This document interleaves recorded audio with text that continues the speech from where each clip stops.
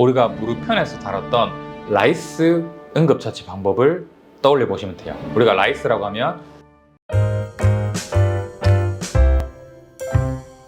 안녕하세요. 대구동구 마디포근 마취통증학과 원장 권영건입니다. 오늘은 발목 삔과 올바른 치료법에 대해서 한번 알아보도록 하겠습니다. 네, 발목 염좌의 초기 증상은 어떤 것이 있나요? 우리가 발목 염좌라고 하면 발목 인대가 늘어났다, 발목이 삐었다, 발목에 염좌가 생겼다 이런 말을 하는데 보통 다 같은 말입니다. 이때 우리가 발목이 바깥쪽에서 발바닥이 안쪽으로 향하는 부분으로 발목이 삐는 경우가 대부분 70에서 80%를 차지하는데요. 이때 바깥에서 안쪽으로 너무 많이 꺾이지 않도록 잡고 있는 인대가 손상됩니다. 이때 손상 정도에 따라서 발목이 늘어났다, 발목이 파열됐다, 발목이 끊어졌다 이런 식으로 표현을 합니다. 네, 그렇다면 증상들이 여러 가지가 있을 텐데 발목이 진짜 막 퉁퉁 부어서 발을 디디지도 못하겠다. 그러면 정말 심각한 증상인가요? 보통 발목이 부었다는 것은 인대 파열 정도가 심하다고 생각할 수 있습니다. 물론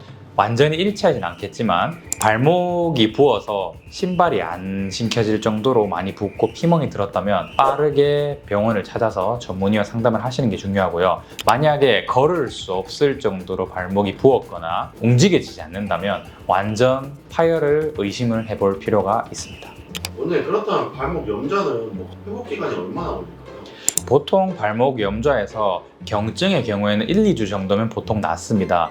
이때 발목을 고정시켜주고 안 움직이는 게 제일 좋지만 안 걸어 다닐 수가 없기 때문에 일단 간단한 일상생활 정도를 통해서 발목을 안정화시켜주는 게 중요하고요. 발목 인대의 손상 정도가 심할 경우에는 4에서 6주 정도 발목에 깁스를 하게 돼서 발목을 완전 고정시켜주는 것이 중요합니다. 진짜 저녁 늦게 축구를 하다가 발목이 엄청 심하게 삐었는데 당장 병원에 못 가는 상황이라면 어떻게 응급처치 대처를 해야 될까요?